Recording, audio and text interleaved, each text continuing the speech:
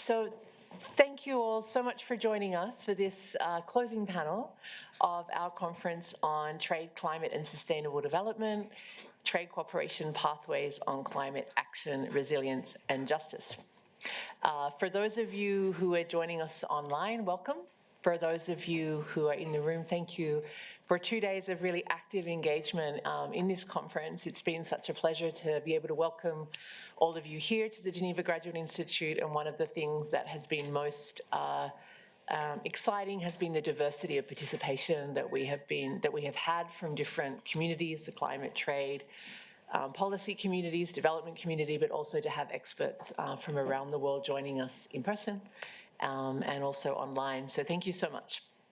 So here we're in our closing panel, our focus is on fostering trade cooperation on climate amidst trade uncertainty and the challenges of multilateralism.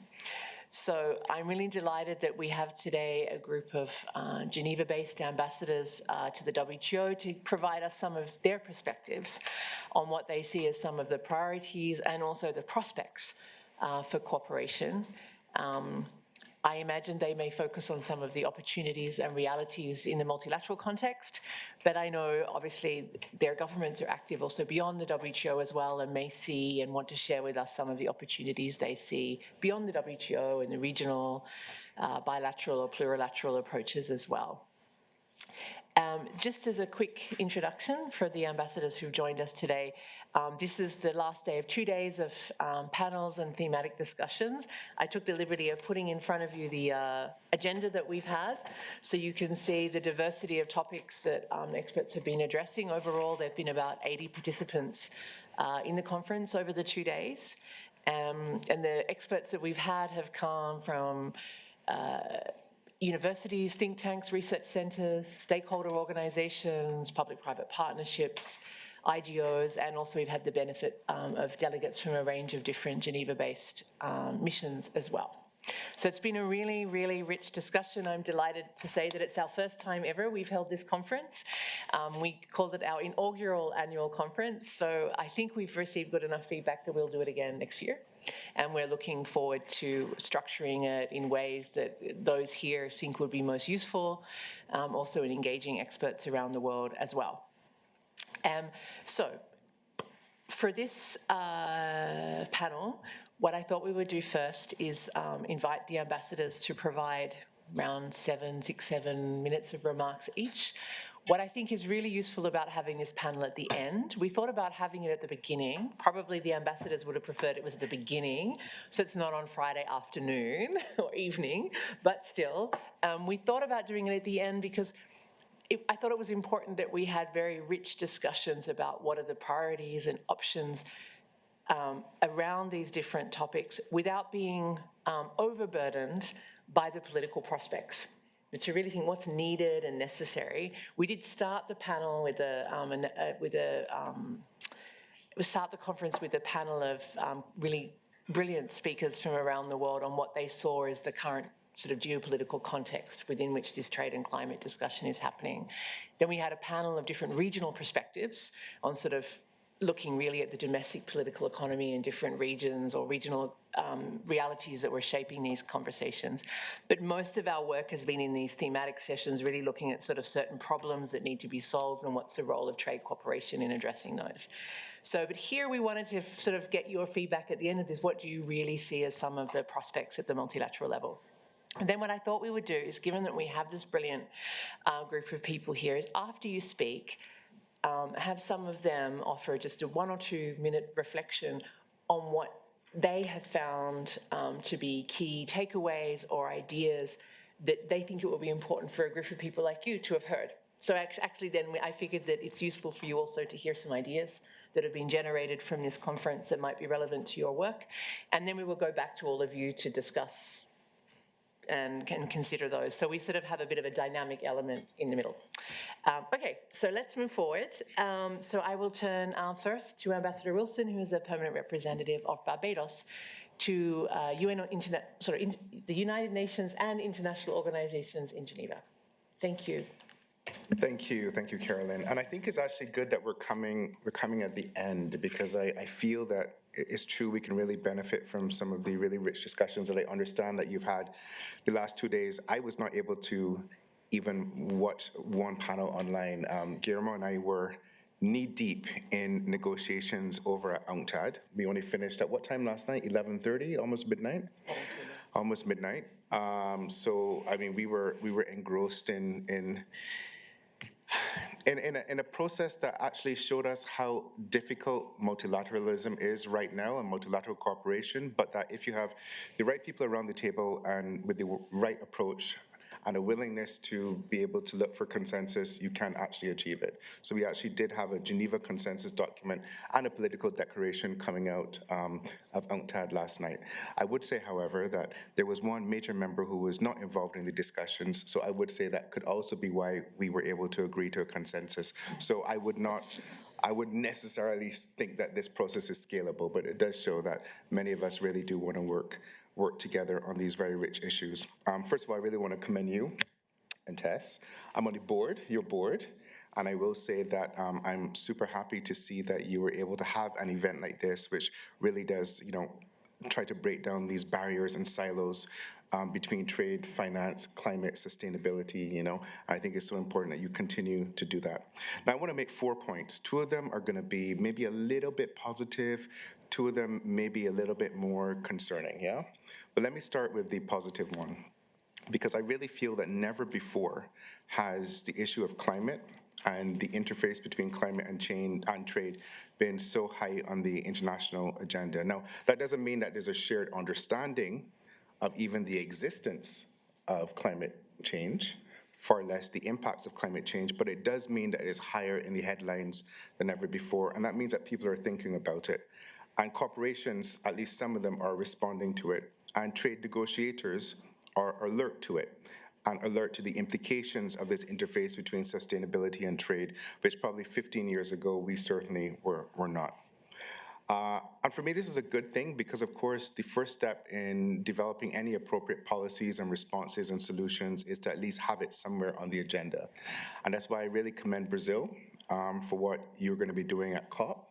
It's something that Barbados is extremely supportive of, putting a real spotlight on the need for us to have a shared discussion, a shared understanding, and shared recommendations on trade and climate change issues, and we fully support this, and we are going to be actively participating in what you're going to be doing at COP.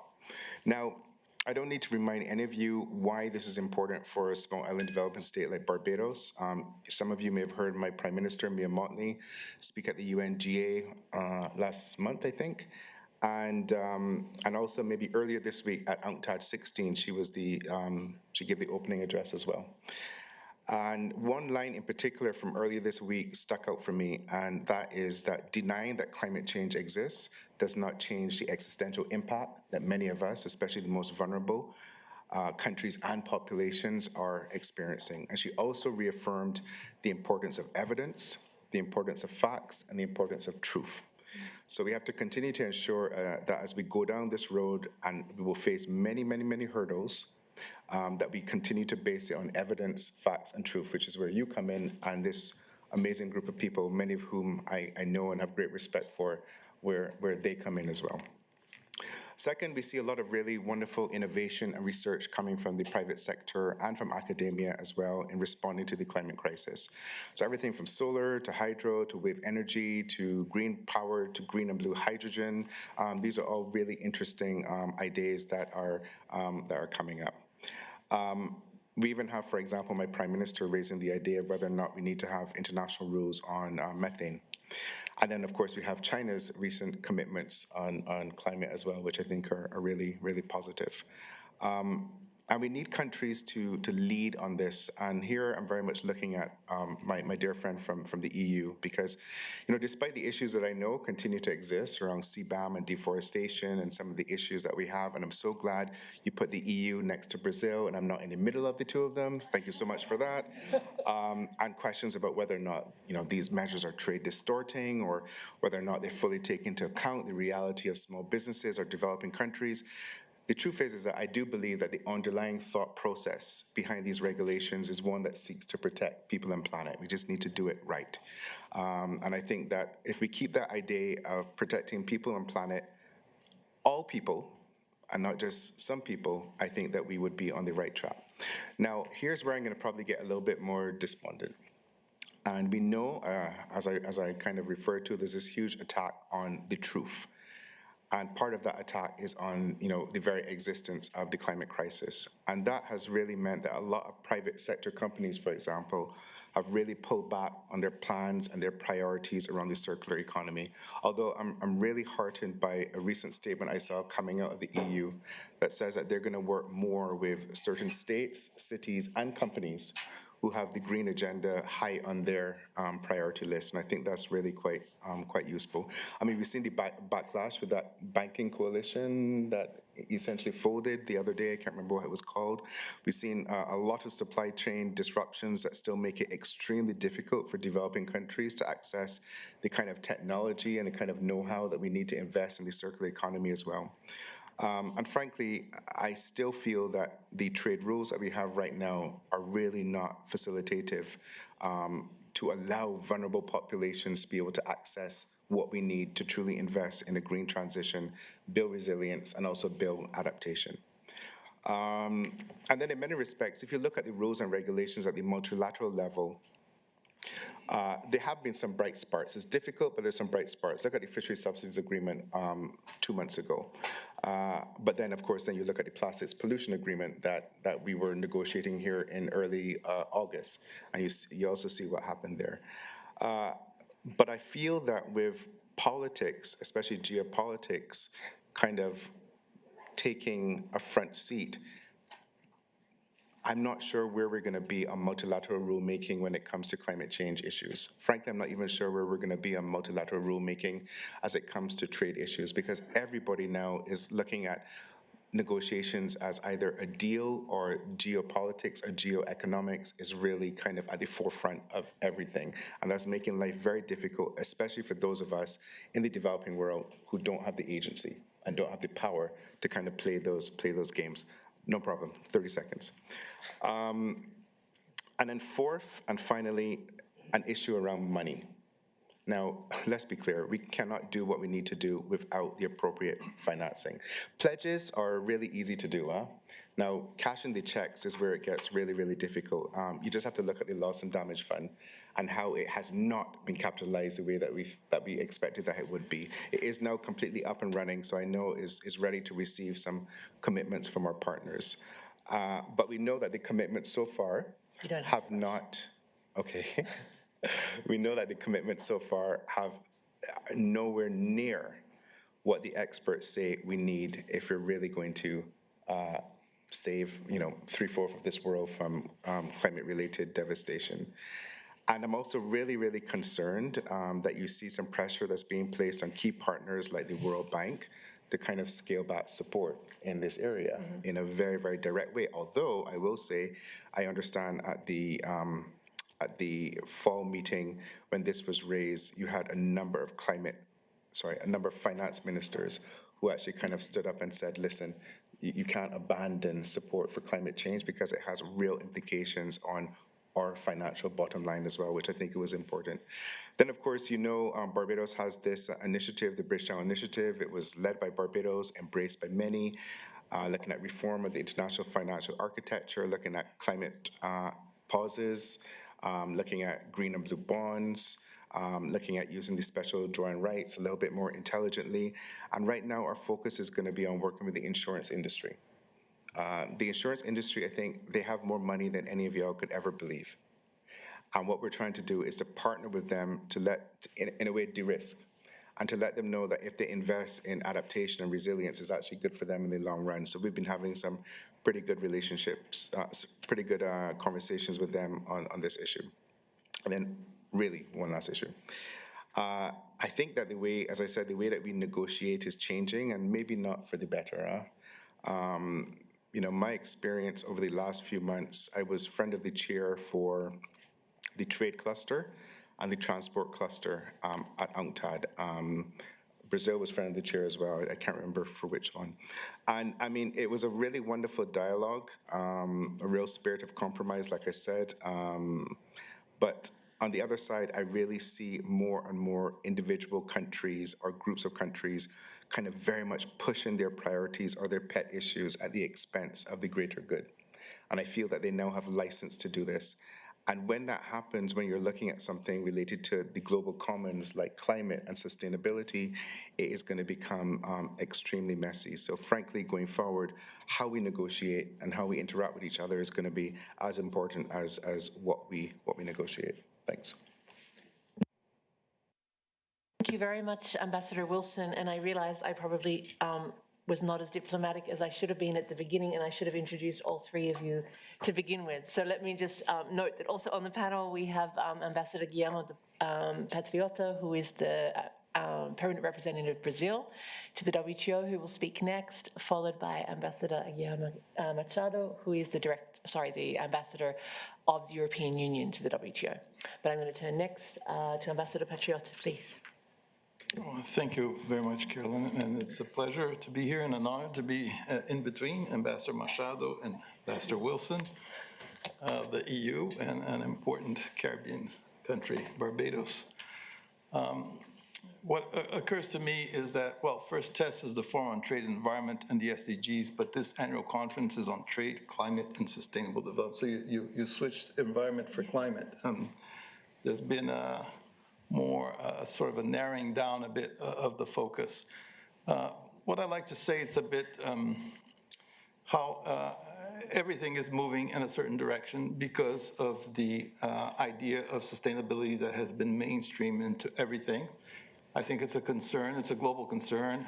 We have the SDGs, but of course, way before that, we have already recognized the need for sustainability throughout generations and for the finite nature of the world and its resources. So at one point, the question arises, what's the correlation between our concerns on sustainability and the trade system or regime? Is it possible, on the sustainability or environmental and climate side, we have all the MEAs, we have the multilateral environmental agreements dealing with that under a certain concept. And then we have the trade regime, which did not originally factor in sustainability concerns. So it's been a kind of a long, fraught battle to get that element in there and how to do it and whether it can really make an impact or not. So this has been a long discussion. And I also have to say that the people who deal with the different areas, the trade people and the environmental people or specialists or delegates or government officials, if you will, have very different mindsets and are used to discussing this under very different umbrellas and legal and even a sort of jargon. They have different jargons. So what I want to talk about, because I don't have a lot of time, is sort of this gap. There's a gap in between the two worlds, the worlds of MEA, the worlds of the multilateral trade regime, which is reflected here by the WTO and the agreements that it contains. So how do we close the gap and improve the interface between these two worlds? Of course, I can mention many efforts and initiatives that are ongoing at the WTO, which are now environment related. I can also indicate many initiatives under MEA, even in COP30, that are trade-related. There's a bit of a mismatch between one and the other.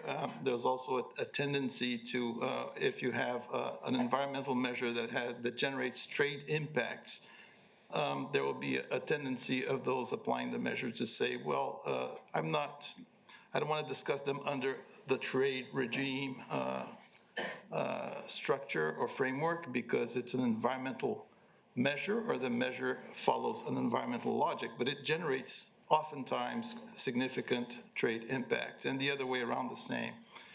Certain trade measures that have environmental impacts, well, I don't want to discuss my trade measure under the MEA because it's a trade measure and it follows a trade regime logic, and I don't want to put it under an analysis that will look at it from the point of view of its impact on the environment. So how do you close the gap? And I'm being a bit specific here because this boils down to a proposal that is being concocted by Brazil as president of COP30, which is a sort of simple, but anyway, hopefully a meaningful initiative to create a forum for dialogue on the interface between, in that case, it will be climate change on the one hand and trade on the other. So that's this idea of setting up this forum to fill the gap and to better integrate the two worlds, the worlds of the environment negotiators and the world of the trade negotiators. So this forum would be voluntary, non-binding. It would be a dialogue. No one would commit to anything. It's not the aim is not to negotiate obligations or rights for countries, but to see if we can improve the level of articulation between these two systems and concerns, because they have to converge, obviously. I mean, you cannot continue to have a trade regime that is completely oblivious of the impact of certain regulations, systems, commitments, and its impact on the trade, on the environment, and vice versa. So this, there's a kind of a structure. It's very loosely held. It's not meant to be an organization. It's meant to be efficient, not very expensive, making use of existing resources. I think TESS would be one of the resources, so I'm here making a little bit of publicity for TESS, and possibly the Academy would also provide some support.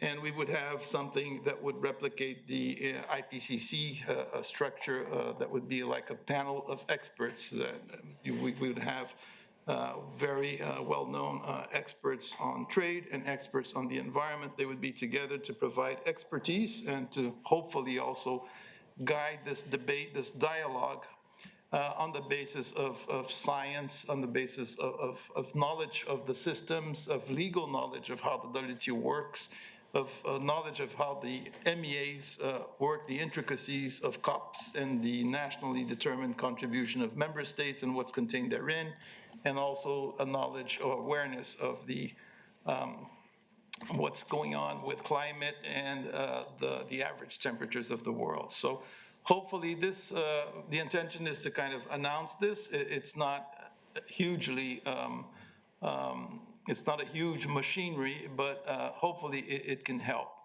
I think in the WTO, this is something we can perhaps discuss if you're interested, but there are ongoing initiatives also in the WTO. We had recently Fish One agreement that came into force. It's the first trade agreement at the WTO that has a sustainability element component or objective. The second part of it is still under negotiations, and we have the Committee on Trade and Environment at the WTO doing a lot of things. And Brazil has launched a discussion on sustainable agriculture, which is also has had a lot of buy-in by members, but so far it's entirely informal and based on an effort by Brazil to have these consultations. But I think it's a very, very important initiative. So hopefully we can make good progress. We have also dialogue on plastics. We had UNEP's committee negotiating plastics here in Geneva. The outcome wasn't wonderful. And therefore the dialogue on plastics at the WTO, it plays a little bit of second fiddle to the UNEP initiative. It doesn't really, so far it's just a dialogue, whereas UNEP, you have a real actual negotiation on a treaty. That's the intention. But of course, also at the WTO, you can also build up from the dialogue perhaps to something more meaningful, because I think plastics is hugely threatening as a product for the oceans. I'll stop here because Ambassador Machado will have a lot to say, and he will acknowledge that I did not refer to the EU's trade, environment-related trade measures, or whatever it is you want to call it. No CBAM, no. I've been nice to you today. I've not yet realized I may be dreaming. Wonderful. With that, we'll turn over to you, Ambassador Machado, and thank you again for joining us late on a Friday evening, all of you. So over to you, please. At least you're laughing. This is good. Well, thank you very much, Caroline. And first of all, I would like to thank you and the TESS team for inviting me for this first annual conference. And I think everyone here in Geneva recognizes the tremendous work that you and TESS is doing in fostering a dialogue between trade, climate, and sustainable development. I think that the topic for the session is the most pertinent and could not be the most timely. I will focus on a couple of 2-3 issues. As you all know, the moment that we are living, we are seeing tremendous or unprecedented geopolitical tensions, economic fragmentation, and the erosion of trust in global institutions, which is testing the very fabric of multilateralism. And this is felt in the WTO. The multilateral trading system is clearly under strain, but also it's broader. I think it's really an attack on the fabric of multilateralism. You can also see that at the global climate frameworks. You have seen that successive climate conferences face increasing challenges in maintaining ambition and the cohesion among the participants. Some countries have delayed the commitments, others have withdrawn, or at least slow down the commitments that they were to make under the Paris Agreement. So this has created a lot of uncertainty and at times frustration, particularly for those countries that are most vulnerable to climate change and which are those least responsible for it. And that's why we need precisely more multilateralism, not less, to address this challenge. However, the reality is as it is, and we are not naive. We have to acknowledge that multilateralism in the coming years will continue to be under strain. On the side of the WTO, as Ambassador Patriota mentioned, the system itself was not devised to take account of sustainable development, although there are still mechanisms, but I think it's quite telling that climate or environment in the WTO framework can be dealt under exceptions. It's an exception.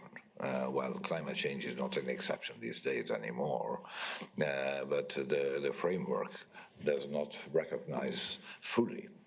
And that's one, not the main reason, certainly, why we are engaging in a major reform effort to reform the organization. Of course, the main reason, it's the tariffs and flying around the world these days, and the disregards from the main rules of the WTO. And we are engaging in a reform to try to bring the system to a place or a space that is more relevant. It's clearly that it will not continue to have the confidence. The confidence is already impaired, but it will not secure the confidence if we don't reform to bring it up to speed to the realities of today. You cannot have a system that is sustainable, that is working on the basis of rules that were designed last century. It's simply not possible anymore. So what I'm trying to get at is that although the times and the challenges in terms of sustainability climate that we are facing require a multilateral global response, this will be in short supply, or at least will be difficult. That's why we need to explore all avenues possible, including plurilateral and bilateral initiatives, and why this type of discussions in this forum are the most useful. On the trade side, we have launched 3 years ago a coalition of trade ministers for climate that was launched in the margins of the World Economic Forum in Davos, and that today counts with 64 trade ministers participating. It's voluntary. Countries put on the table voluntary actions, and we try to align the objectives among them. By the way, on the occasion of COP30, we are going to issue a brochure to set out what the different countries have put on a voluntary basis and what they are implementing. And we hope again that there will be also an event around MC14 in Cameroon. But we need these plurilateral initiatives that we try to attract those that remain committed to multilateralism, to open trade, and to address the climate and sustainability challenges. And also at the bilateral level, we need to use all the occasions to push that agenda. Again, there is no doubt that multilateral approaches are the best ones, particularly when the challenges that we face are global, but we have to be realistic, and it will be more difficult in the next years to reach a consensus multilaterally on these sort of topics. I can see, for example, automatically in the Brazilian initiative in the WTO on sustainable agriculture, which we fully support, and we have been very supportive. There are some members already saying that sustainability on agriculture is not part of the WTO. So it will be a struggle to get, but we will do it, even if it is not with a full membership, with a subset of those that are interested. Just to illustrate how difficult multilateral cooperation will be in the coming years, we should not let down our arms. I'm not in any way preconizing that. But we need to explore the different avenues that we have. And if it is among like-minded or those that share the same objectives, so be it. It's better than doing nothing. We cannot afford just to do nothing. Thank you. Thank you very much, Ambassador, for those reflections. So I think you've had a good sort of review of what it is that some of the leadership really of the sustainability and trade community in Geneva are thinking about some of these issues. So I thought what would be useful, if you'll allow me, is to ask some of those participants here to reflect upon what they have in their minds as they're thinking about a conversation with you. I just wanted to review before then, have the agenda in front of you, but just some of the topics that we have been focused on over the last few days. So if I just look at the thematic sessions, we've had a thematic session on trade, climate, and sustainable agriculture, one on trade, industrial policies, and the drive for net zero and climate resilient development. We've had one on building resilience to the impacts of the climate crisis, where we looked at issues of adaptation, effective trade responses to climate impacts, decarbonisation of heavy industry, what's the role of trade cooperation there? We had a discussion this morning on trade-related measures with climate objectives, one on critical minerals, trade and net zero, and then this afternoon one looking at the nexus of trade, finance, debt and climate, and another on the role of trade in fostering the transition from fossil fuels to net zero energy. So we've really tried to be focused on, this is a range of core topics at the heart of the trade and climate agenda, and really we've been lucky to have some really amazing expert discussions, the kind of ones where we've only had, I think, 3 PowerPoint slides in 2 days, which is a good indication of the fact that there's a high level of collective expertise in the room. So what I did is I asked a couple of participants who are not in Geneva to just take a minute to say some things about what they found as an interesting takeaway from this discussion that they thought might be of interest to ambassadors like you working on these topics in the multilateral setting, and to follow that with a question if they may have one. And so I wanted to start first with Rachel Thrasher, who comes to us from Boston University in the US. Fantastic. Thanks, Carolyn. And thank you so much, ambassadors, for your contributions. It's enormously helpful to hear from people on the ground who are doing this work. Very quickly, one big takeaway that keeps coming up over and over again is this question of technology transfer. And the need to bring those commitments that have been in so many different types of agreements, trade and climate, into life by creating more concrete commitments for what that means beyond the current state of play. And this morning we heard from someone from Brazil talking about it being just technology transfer on mutually agreed terms, and there's no room for movement beyond that phrase. But even if it's not politically feasible at the moment, it seems like this will involve clear definitions and concrete mechanisms in the future. So this feels like a pie in the sky recommendation, but it comes up over and over in all the conversations. And did you want me to share a question right at the same time? Yeah. So this is maybe something that comes up as I've heard you all speak, but given Ambassador Wilson's statement about the importance of awareness of the link between trade and climate, and the Brazil's proposal of a forum for dialogue and the coalition of trade ministers for climate. So all of these acknowledge this awareness that these things are growing. What's the next step when we have awareness? What are the next 1 or 2 steps to take those forward for negotiators on the ground? Thanks. Thank you very much, Rachel. I'm going to turn now to Per Anderson, who is the secretary or the head of the secretariat for the leadership group on industry transition, which is an intergovernmental initiative bringing together a range of companies and countries. Thank you so much, Carla. And first of all, great thank you for the test organization. Fantastic. The fact that we're here at 5 o'clock on a Friday is testimony to an exceptionally good program. You have to kick us out of here soon enough. Yes, my name is Per Anderson. I'm head of the Secretariat for the Leadership Group for Industry Transition, 18 member states and 27 companies work in the heavy industry. I would agree with the previous speaker, the tech transfer, that is, what can we do there? What can business do? I also listened throughout yesterday and today. What is a just and equal transition? What is the next? We hear about carbon pricing globally, develop here and there. How does that look in 10 years' time? What is de-risking or investment on the ground? But I want to flip the question. I would like to ask, because you're such a prominent panelist, so I can't resist. What would you like to see from business ahead of COP? Ambassador from your Bridgetown initiative is one of the strongest we have. What would you like to see from the finance sector? Brazil, ahead of COP, what would you like to see from business? What can help you in your multilateral efforts? And the EU, what can help you from the EU business side? How would you like them to behave? And what don't you like them to do? That's my question. Thank you very much, Per. I'm now going to go to Famida Khatun, who joins us from the Center for Policy Development in Bangladesh. Thank you, Excellencies, for those wonderful insights.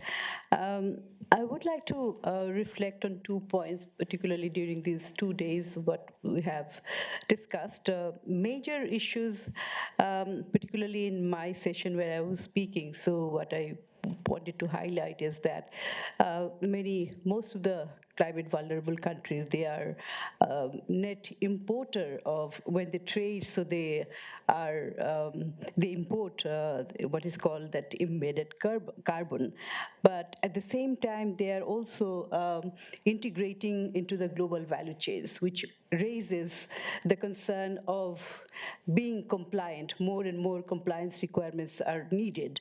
So the case of Bangladesh's apparel sector, which is one of the important export items from Bangladesh. So when it is over the years, the compliance requirements are increasing.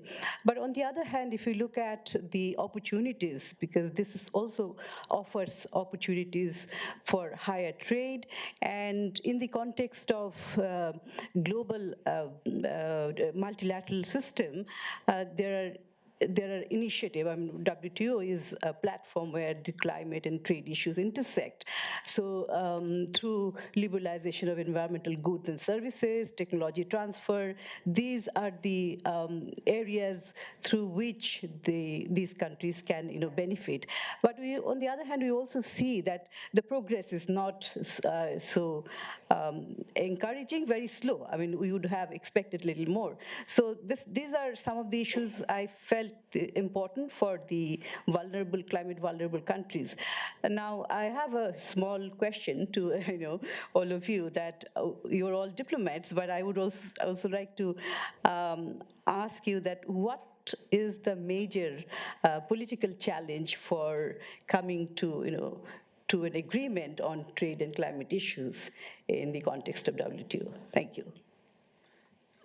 Thank you, Famida. What I'll do is I'll go to Henry, then perhaps I'll let the ambassadors respond. And if you think this is a worthwhile exercise, I have 3 more people who I have pre-prepped to do this, but I don't want to swamp you with 7 sets of questions at the same time. So I'll go to Henry, please. Henry joins us from the Singapore Management University, where he's a professor of international law. Thank you, Caroline. I want to take a step back from Geneva and look at what's going on in the wider a global thing, right? So on the one hand, we have the U.S., with the current administration basically don't care about any of these issues, right? And instead they are going to do many things which probably are going to set back what we have, other countries have already been doing. On the other hand, you also see China threatening very recently that it's going to impose export restrictions on rare earths, not only on mining, but also on the export of technology. So this means that the other countries have to try to, find the alternative sources, right? So maybe either in their own countries or in third countries where they have a better relationship with. So this definitely would also increase the carbon footprint. So I wonder,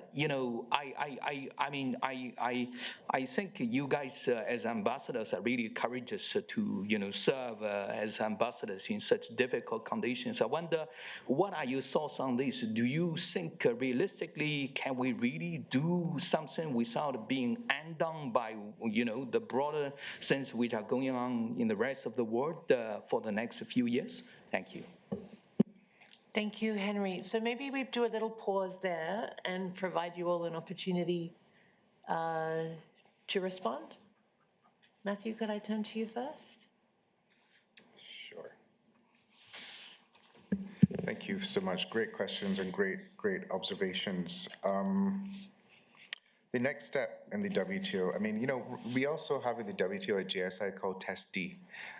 Very confusing with tests, but TCSD. And, they're doing really incredible work on everything from, fossil fuel issues to technology to subsidies. But, we have a bit of a problem in the WTO with JSIs in that we're still trying to figure out how we can better link the outcomes of JSIs with either rulemaking or even multilateral reporting to the rest of the organization, and simply to have the really wonderful work we're doing on trade and gender, on MSMEs, and on plastic pollution, and on environmental sustainability issues into the mainstream of the WTO. But the work is actually going on. And frankly, and this kind of goes a little bit to Henry's question as well, I think we're going to have to really think about moving the cursor on what we consider success to be at the multilateral level, at least for the next couple of years. I don't think that I see us having huge outcomes on multilateral rulemaking, but I do see us continuing to have really useful discussions in the WTO on elements that are important for all of us. Now, people have sometimes cautioned about the WTO turning into a UN agency or UNCTAD, where you discuss and you have kind of soft rules and soft regulations. But believe me, soft rules and soft regulations are much better than standing still. And if you look at the Investment Facilitation for Development Agreement, for example, which 150, 60, Joel would tell me how many have signed on, and is not yet incorporated into the WTO rule book. But I can tell you, so many developing countries are already implementing some of what is in that agreement nationally. Many of us are having needs assessment to see how we can update our legislation. So I guess what I'm trying to say is I don't think that the only benefit from WTO right now is having strict multilateral rules. It's also about having this really rich discussions based on evidence and expertise that can actually change policy at the local and the regional level. Now, what do we want from the private sector? It's very easy for me to say money, but it's true. People don't like to say it, but many developing countries are not going to be able to do what we need to do without some kind of financing, either from the IFIs or from the market being a little bit more responsive. And the market has been a huge disappointment. It has not filled the gap that we thought it was going to fill, let's be clear. And then you have, on the other hand, needs increasing and development assistance going down. And that's a whole other conversation about the way that has been handled. And not just the US, but many others who I think have kind of gone on this bandwagon and in a very violent way decrease official development assistance. Some for valid reasons, some for not very valid reasons. And the market has not yet been able to fill that, nor has domestic resource mobilization. So we need to look at all of these things, which is why the British Initiative is kind of focusing on the insurance sector, because they have, as I said, a lot of money. They have a vested interest in also making sure that countries and communities are resilient. And so we're trying to see what we might be able to do there with them. And I think the private sector can do a lot more in terms of de-risking as well. They can do a lot more in terms of actually putting some of their profits into loss and damage fund, for example. So, there are things I think that they can do much more of. Now, from our colleague from Bangladesh, compliance also takes money, a lot of money, let's be clear. And I think with all due respect, one of the mistakes that the EU probably made at the very beginning when they were looking at the carbon border adjustment is I don't think that they really thought carefully enough about the costs of MSMEs in developing countries having to meet the new compliance. I think that is changing, and I think that's good. But I feel that right now, businesses are going to have to build in a line in their accounting framework for compliance, the same way that they do for transport, or that they do for wages, or that they do for whatever, digital, because this is the only way that they're now going to be able to compete. In terms of, my final thing, in terms of the WTO, this whole situation, Henry, has been a real opportunity for us to, in a serious way, embrace this whole idea of diversification of partners, looking more towards our partners in the South. We talked about it a lot, but we did very little.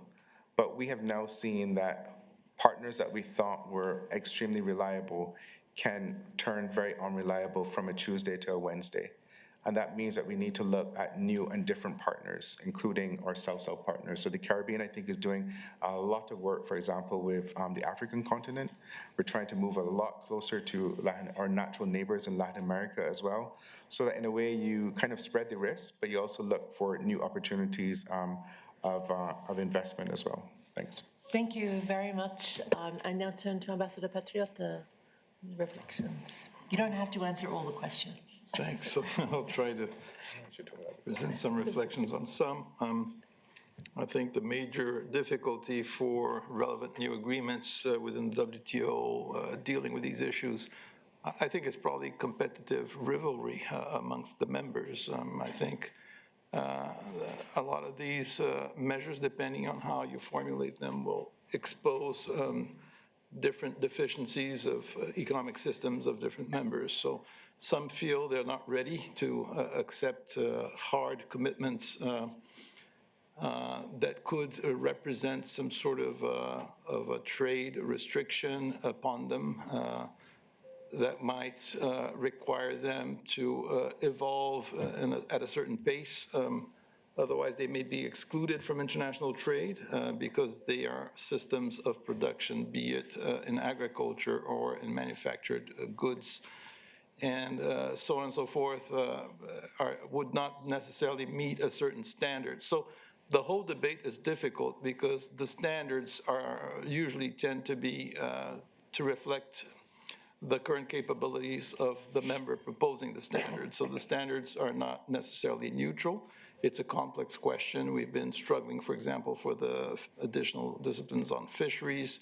There are a number of very large fishing nations, but they're, and we're trying to say that there should be limits upon subsidization of fisheries that really contribute to overcapacity, overfishing.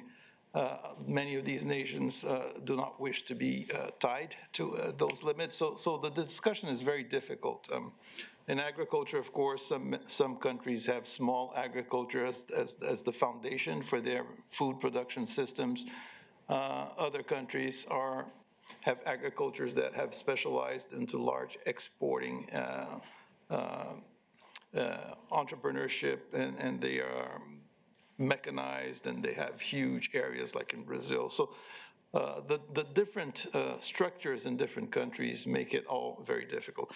But I think one thing we have to recognize is how multilateralism, and the UN in particular, was crucial in sort of generating this global awareness about the need to do something about sustainability. We would not be here if it were not for the UN and the successive, meetings and conferences that way before people could feel the impact on sustainability, the UN was already generating a whole series of frameworks and debating this issue for many, many years. So I think we owe it to multilateralism, the fact that today most people on the streets will have a notion of the finite nature of resources and the need to be more sustainable.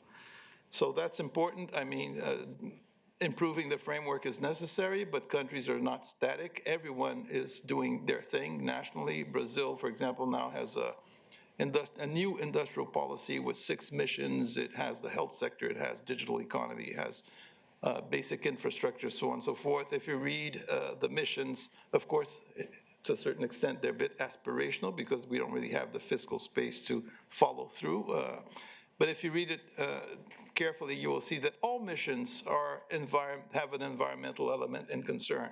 So it's a rehash of old-style industrial policy, but not like it used to be formulated. We're trying to already jump into something that would be low emission, so on, and much more efficient from energy use and resources use point of view.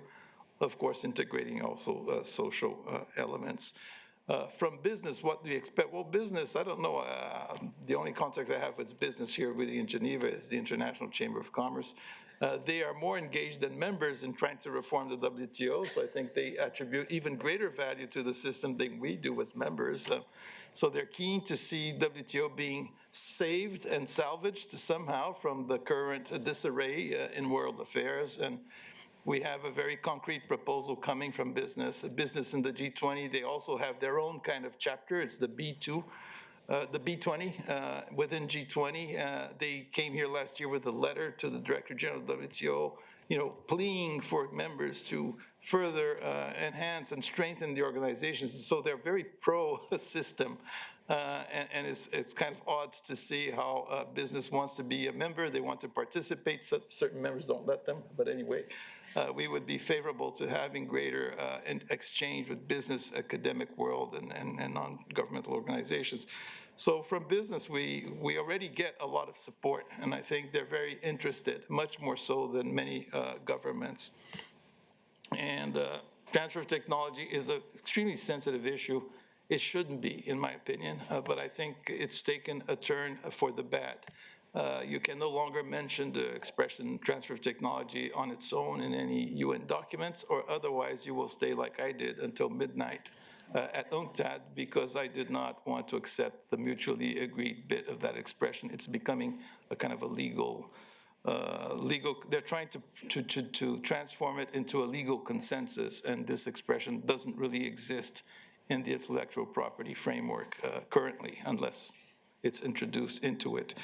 So it kind of privatizes relations. It strengthens the hand of the IP holder, because, of course, mutually agreed means that the agreement of the rights holder becomes the determining factor as to whether or not the transfer of technology is legal, and no longer the national law of a country or what an international treaty that you belong to says. So it's a way of placing the private right holder above and beyond national laws and even international treaties, because even the TRIPS agreement, which is a draconian agreement for developing countries, has a series of flexibilities and circumstances under which you can, in fact, not respect the rights of a private right holder, because there's the public interest involved, and there are many situations where that has to be respected. So. But I think it's a negative turn, because I think technology is at the basis of the whole thing. It's part of the solution. It's not the complete solution, but it's part. And I think it would be in the interest of all to share the technology, to see their technologies being used, because the technology also generates wealth for a series of private companies. So if they were a little bit more open to sharing or to making their technology available at better conditions, I think it would be a win-win situation for everyone.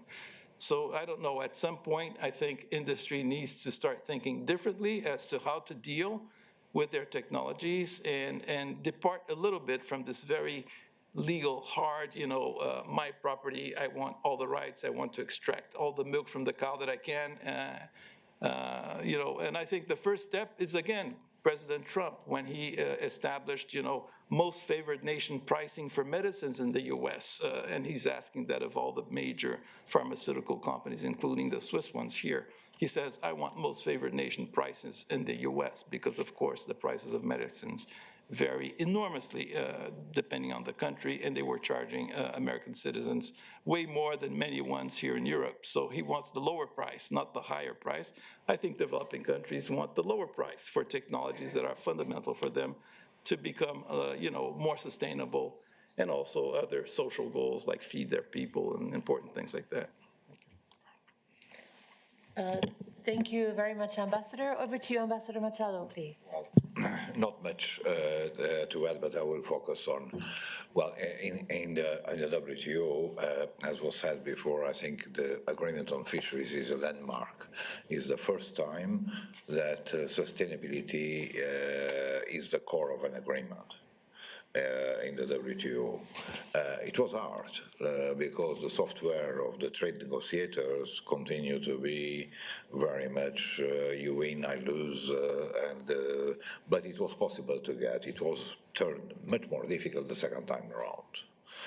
And that's why we have not yet been able to conclude or to complete the negotiation on fisheries. I hope that we will be able to do it. It is turned out much, much more difficult. But I think it was landmark still. It's one of the few multilateral agreements done in 30 years. And the first one, as I said, which has sustainability at its center. But from now on, I don't see much space to get multilateral agreements, particularly on sustainability. There are major disagreements among the membership, whether it belongs or not belongs, whether this is the rule. We are still discussing sometimes whether climate should be discussed in WTO. So I don't see much scope to do that. The scope is to continue doing in forums like this, and I think initiatives like Matthew mentioned, GSIs, which are in another way plurilateral initiatives, they should go ahead. So currently we don't have many. There are several plurilateral dialogues, but we don't have much in negotiations on the plurilateral. I think they should proceed, and whether we can dock them in the future into the WTO or not, we will see. This should not be the determined factor to start. I think the more such initiatives are there, the more difficult it will be in the future to say, no, we don't want this to be in the WTO. We need to start. We should not be stopped by legal questions from the outset. So I think this is something to be pursued. There is a dialogue already going on in the context of tests. And I think it's useful. I think sometimes we may need to look at the scope of the dialogue or the thematics of the dialogue. For example, taking an example, I think there are still discussions ongoing on the question of environmental goods and services, which frankly the European Union was one of the proponents of that.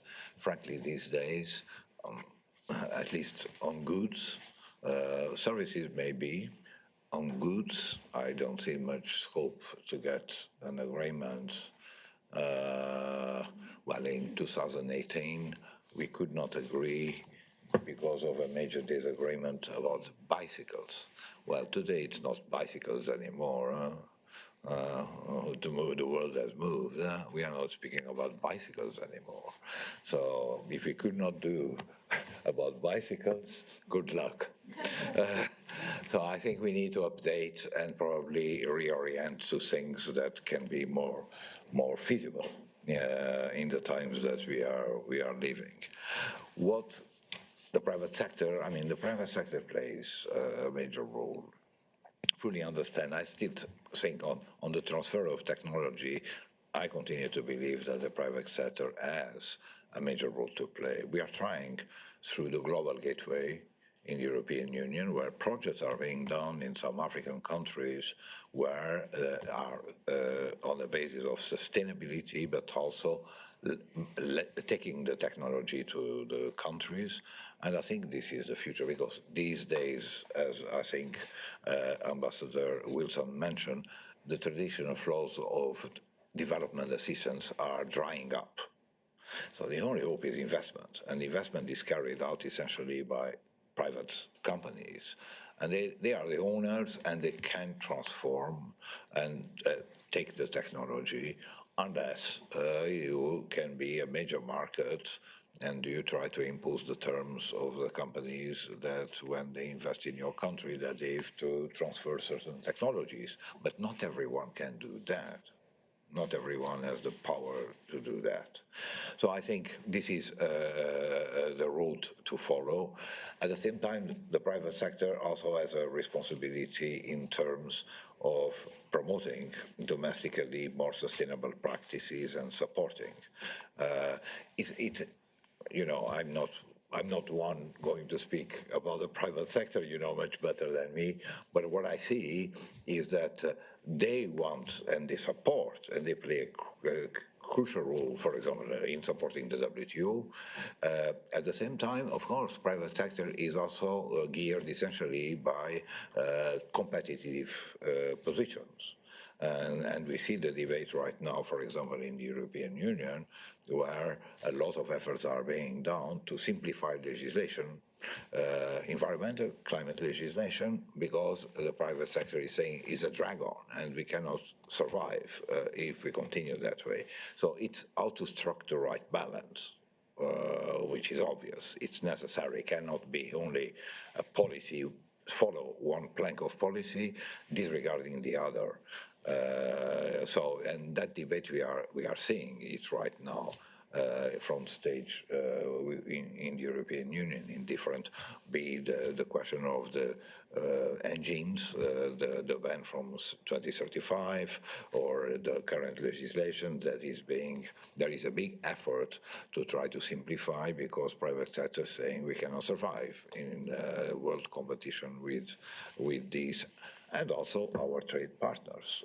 And here I hear here in Geneva a lot about the UDR, CBAM, and whatever, corporate sustainability, due diligence. That's it. It impacts.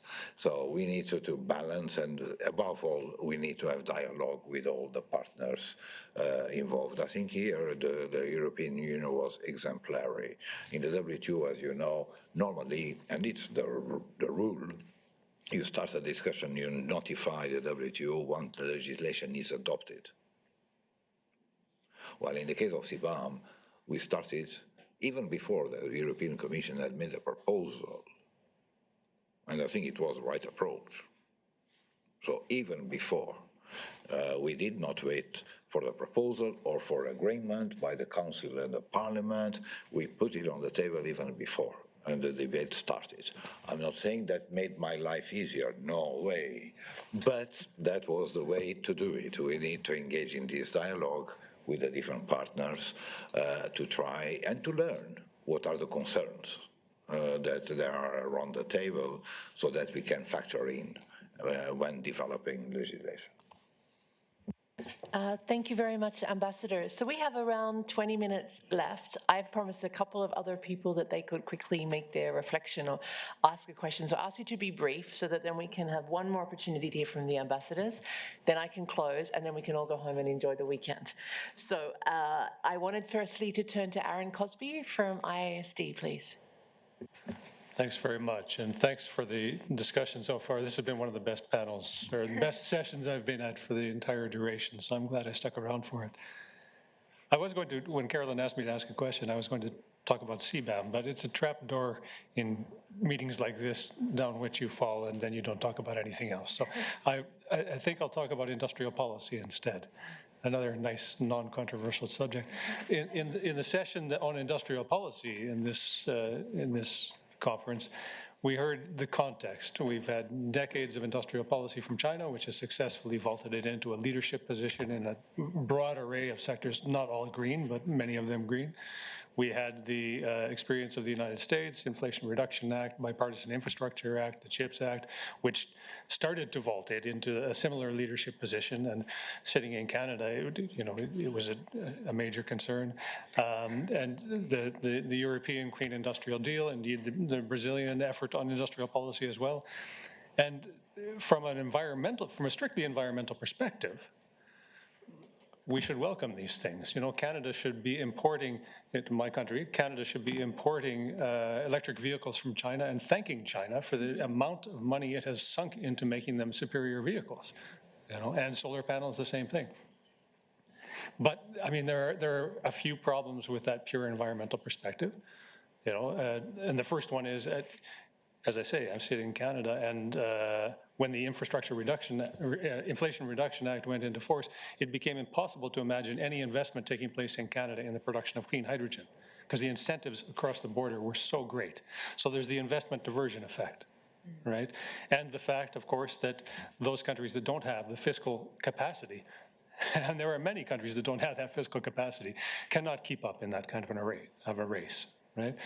There's also the fact that, this could be wasted money. We're familiar with the dynamic of investment incentives and the fact that often it just chases smokestacks from one location to another without legitimately contributing value in terms of increased research. And so there are a number of problems with just sitting back and letting that situation prevail.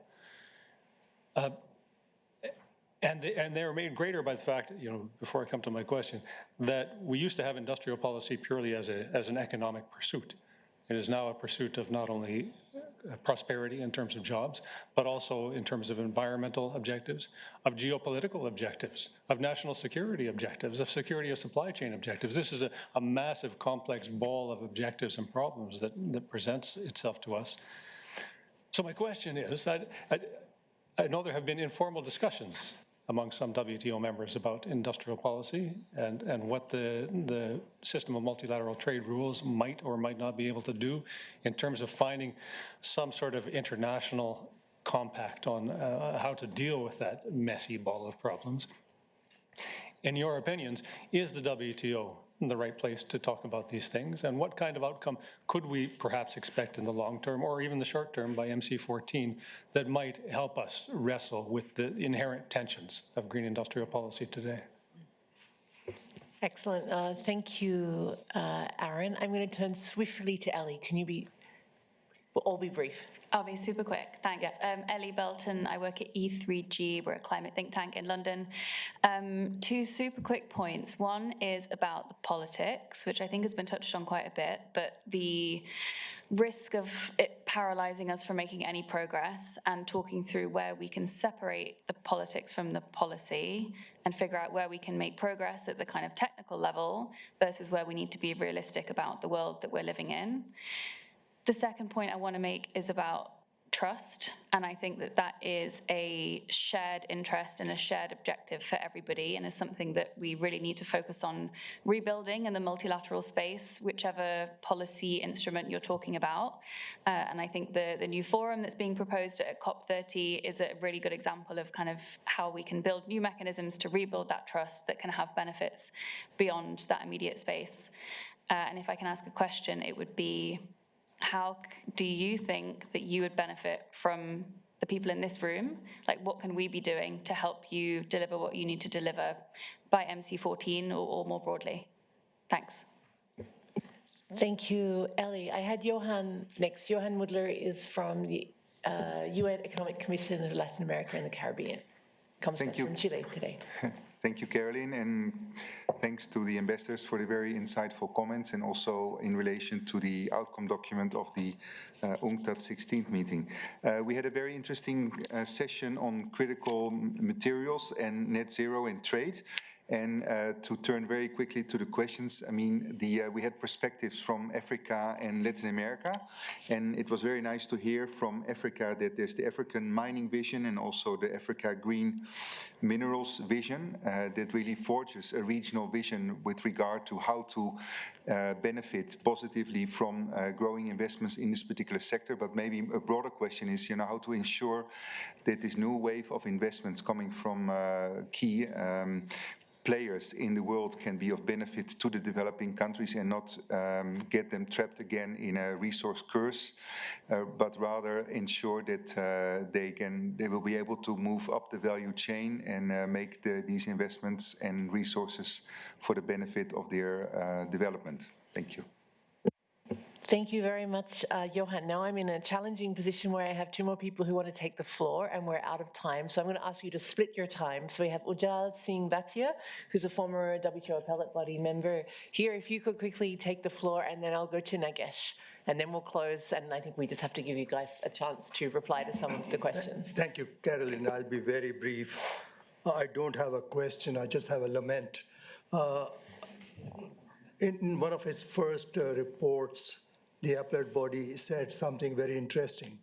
It said that WTO rules and WTO agreements should not be looked at narrowly, but much broader, and in a much broader way, and they should take into account other commitments, other international agreements. So it has been very frustrating, as Ambassador Patriota said, that the two communities of trade and sustainability continue to live separately. And I very much commend Brazil's efforts at Belém to try to bring these communities together through this initiative that we are proposing, a deliberative forum for discussing these issues without any sort of negotiating commitments. And I wish you all success, and I wish also that those understandings are brought back to the WTO.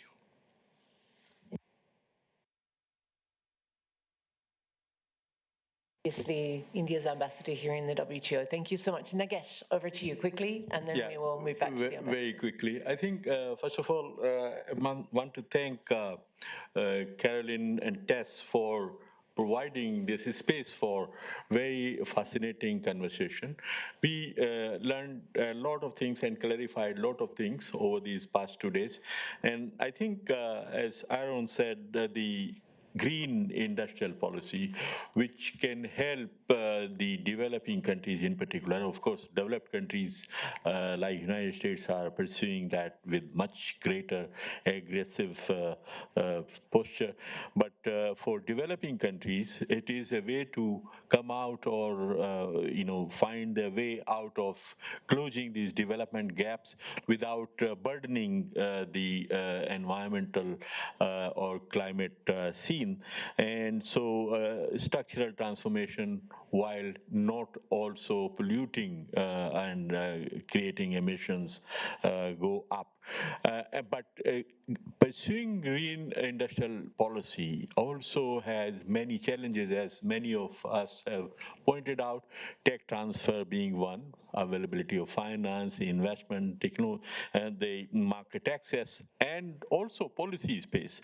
So the multilateralism of the type we have needs to be rewired for facilitating green industrial policy. And in that context, and as Ambassador Bhatia mentioned, I think this platform Brazil is trying to create at the COP30 for IPCC type evidence-based policy would be very important, because we are getting into new uncharted areas, and it would be very important to look at the evidence, what works, what doesn't, and what works, how we can facilitate that with new set of rules and policies. I'll stop here. Thank you.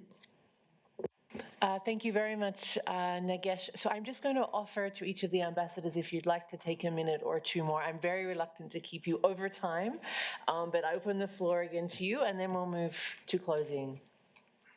Yes, please, Ambassador Patriota, yes. Well, first of all, I knew when I looked at you that I recognized you. It's been a while. So very honored to be here with Ambassador Ujjal Bhatia. Yes, renowned figure. I was here during the days when you were still at the appellate body and when you were actually Ambassador of India. You will remember Ambassador Clodoaldo from Brazil, with whom I worked for many years. So very nice to see you in good shape here with us. One thing that it takes a long time to talk about, but I think I'll just mention it as a last contribution, is that in fact I think the ideology shifted since the days of the Uruguay round and today. So I think a lot of the way in which the multilateral trading system, the way it was created and drafted, responded to a vision of the world that was pretty much led by corporate globalization, liberalization. I think today, for several reasons, this has sort of shifted, and we see economic nationalism, geopolitical rivalries or affirmation taking the lead again. So nations, especially the strongest nations, are taking back the reins of control of the market, their private sector, the budgets, their military, so on and so forth. So I think it's difficult for the system to continue to function under this reversal of corporate-led globalization of the 80s. So is it possible to adapt it to this new revision of the mainstream thinking? And I don't think developing countries should be the only ones left behind still working on the basis of kind of Washington consensus type policies, whereas the whole of the North has completely moved away from that if they ever followed it, which is another question. So I think that's the answer for me that we have to answer. You know, now sustainability also has become not just geopolitics. I think we have geopolitics, but we have strong sustainability objectives and concerns. The electric vehicle, for example, is a dilemma because China can produce them at very low cost and remove everybody else out of the market, and you would solve your emissions problems to a certain extent. But then that's not a solution that necessarily your leadership will want. So, you know, how to deal with this? Can you adapt? You know, there's the fairness of it, and there's a lot of the fairness is in the details as well. I'll just an example. This is a concrete example. There's a proposal coming from certain members in the CTE, for example, to generate or try to elaborate these non-binding guidance on methodologies for measuring embedded emissions, right? So the first reaction from Brazil when we read this, well, this is an interesting platform to get, you know, an interesting discussion in the CTE because we're moving the agenda forward. But why embedded emissions? Why not carbon accounting? Because carbon accounting is an expression that will take into account the whole cycle, including, for example, the fact that Brazil's energy matrix is 90% hydro, wind, and sun-powered, non-emissions. So in the carbon accounting kind of perspective, that would be factored in. Whereas if you only examine carbon emission, the embedded emissions contained in a cell phone, you ignore the fact that this cell phone, if made in Brazil, would not have used fossil fuels or other types of carbon emitting, energy bases. Whereas if it was made, I don't know, somewhere else, maybe it would. So these are the details that build trust and build fairness. It's the issue of a level playing field, of treating different circumstances in a fair basis.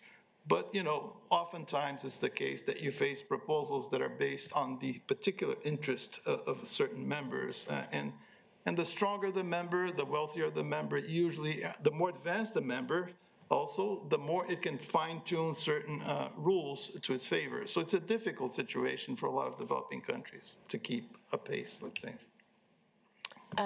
Thank you, Ambassador. Ambassador Machado, did you want to say anything? And then I'll turn.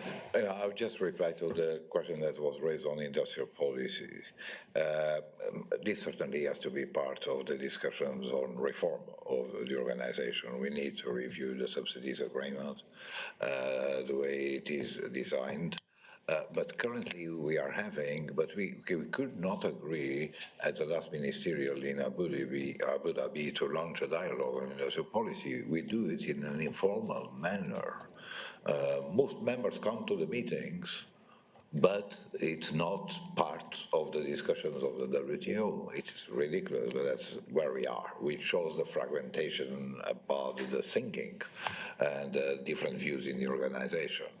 But if for the WTO to be reformed in a meaningful manner, to be relevant and to have a sustained role, it's not just putting back dispute settlements, plus addressing one or two things. We need to address these questions of fairness. And developing countries are asking also the same thing from a different perspective, policy space for industrialization. But we could conceive revisiting the subsidies agreement. It was originally for a certain period of time and allowed certain types of subsidies for sustainable or environment or climate measures, which is not contemplated anymore, because it was only for a certain period of time. So the reform will imply revisiting these, otherwise it continues not to be fit for purpose for the times we are living. Thank you, Ambassador. Over to you, Ambassador Wilson, please. Thanks.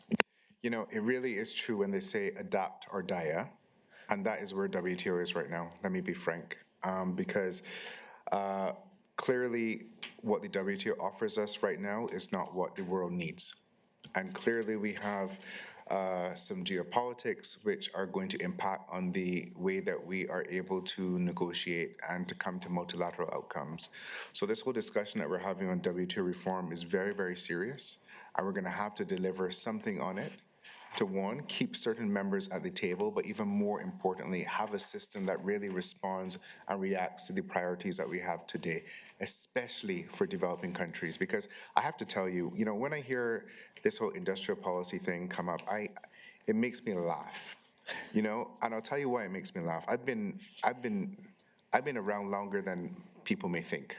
So, Ambassador, I remember you very well. When you were ambassador, I was a very young officer, so it was great to see you. And I remember developing countries used to call for a reassessment of the SEM. And we had something called Article 27.4, where a number of small economies, we had to bash heads against the wall just to get developed countries in particular to agree that we can have an extension for programs of $7,000 to allow some of our small companies, for example, to be able to export or to build capacity. And now, they're all calling for industrial policy. Let's go back and look at the rules. Let's see if they're fit for purpose. And I find it hilarious. But I find it good because it is true. It's just that finally they've caught up to where we were 10, 15 years ago, where we were saying the rules are simply not fit for purpose. We were not necessarily equal partners at the table when some of them were created. There's flexibilities in them right now, which are, as Ambassador Joa said, are no longer in use, but could be reinvigorated to meet the priorities of today. So we need to do some serious work there. And then this goes to Elle's question. This is where I think you guys can help us to do some of that work for us. You know, developed countries, they're in a wonderful position in that they have an army of people behind them, researchers, academics, policymakers, 10 people per subject. Developing countries have 1 or 2 people and very, very limited support and capital to be able to give them the capacity and the knowledge to be able to engage on equal footing. And this is where you all come in. But what you guys produce has got to be useful. No one's reading books nowadays. Yeah? You guys need to find a way to condense the work that you're doing in a way that it is relatable and digestible and speaks to the priorities of those that you need to reach. So your narratives have got to change and have just got to be a little bit more realistic. And it can't be a narrative in an echo chamber as well. And this is what I hope doesn't happen with this wonderful initiative from Brazil. It can't be people who believe in trade and climate and the interaction between the two of them talking to each other. Because then we have to reach out to those who are still skeptics. And this is, I think, really an important role for all of you to play. Thanks. Thank you very much, Ambassador Wilson. So first, just before we close, could I just ask everyone to give a round of applause for our ambassadors and for the time that you have taken. So if you'll permit me just 2 or 3 minutes to make some closing remarks from this conference. The first is to say when we came up with the conference name, I really wanted to focus on pathways forward. in TESS, it's a bit of a mantra from my staff. It's always like, what's the way forward? What's the trajectory? What's the arc that we're heading for? Even in the context of the political mess we find ourselves, we need to maintain a sort of North Star of where are we trying to move progress towards. So I'm really grateful that this panel, actually, what we heard, I think, was 3 ambassadors with quite different perspectives and circumstances, all showing their commitment to finding ways forward and pathways forward on this nexus of trade, sustainability, and climate. And I think that's something we shouldn't take for granted. I know I'm incredibly grateful for their leadership, and there's a wider group of ambassadors in Geneva who are really part of that effort to foster a dialogue and explore ways forward on these issues. So I think that's commendable and something I wanted this wider community to be very aware of, that whilst we may not be getting some of the action one might like to see at the multilateral level, there's certainly a commitment, a recognition of the importance of these issues. So we have leadership in Geneva in the WTO context. We have leadership in terms of the Coalition of Trade Ministers on Climate, which our colleague from the EU mentioned, which is co-led by Kenya, Ecuador, the EU, and New Zealand.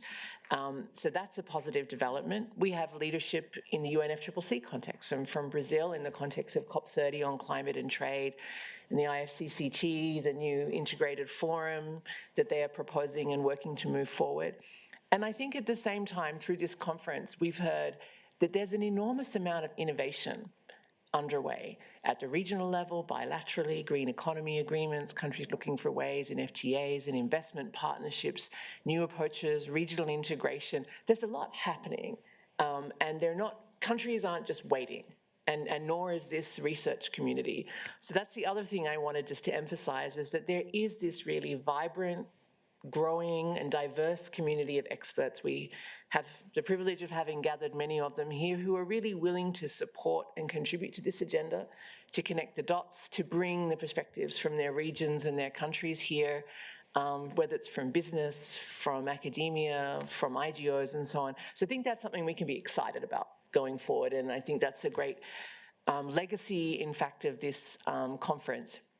So just on the legacy, for those of you who've been here for 2 days, I think, or I hope that from this conference, we can continue to strengthen a really regionally diverse community of practice among experts working at the nexus of climate, trade, and sustainable development policy, that it can inform some of the work going on, like that of TCSD, that Canada and Costa Rica are leading, at the WTO or in IFCCT or in the Coalition of Trade Ministers on Climate. I think you have made a very valid point that governments need this support from an expert community at home.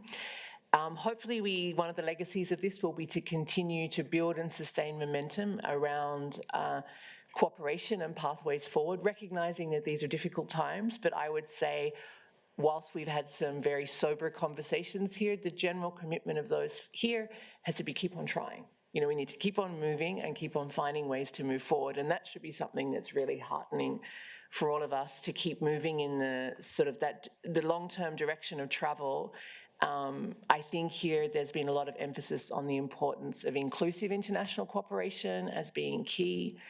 The idea of looking for what I might call next generation trade arrangements, not just agreements, but just arrangements that can help ensure that trade makes a contribution to net zero, to adaptation, and to climate resilient development goals.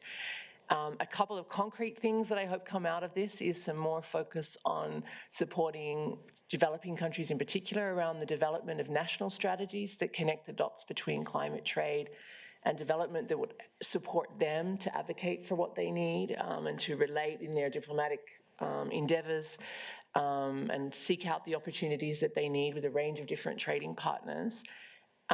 From the TESS side, we're very excited that throughout the course of this meeting, we've talked about launching a couple of different expert groups, which we hope many of those here will be involved in as knowledge partners or participants on issues like clean energy transition, climate trade, debt and finance, on climate resilience and adaptation, and also on trade and sustainable agriculture. So they're all ways that we take something forward. It's not just 2 days of talk.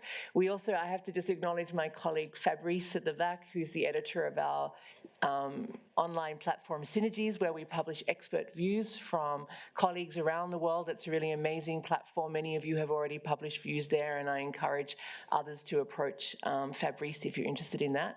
We will try and generate some kind of meaningful meeting report from these 2 days, very challenging. But just the final thing is to say this was really our pilot. It was our first effort to have this conference. We're really interested in your feedback. You're the community that we work with. And who else we need to engage in these discussions. As I said at the beginning, there are others I would love to have been here. There may be different themes or topics we should focus on. But it will really rely on all of you. So I thank you again for your engagement.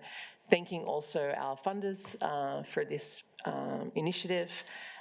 And the last thing I must do is thank my really extraordinary team at TESS.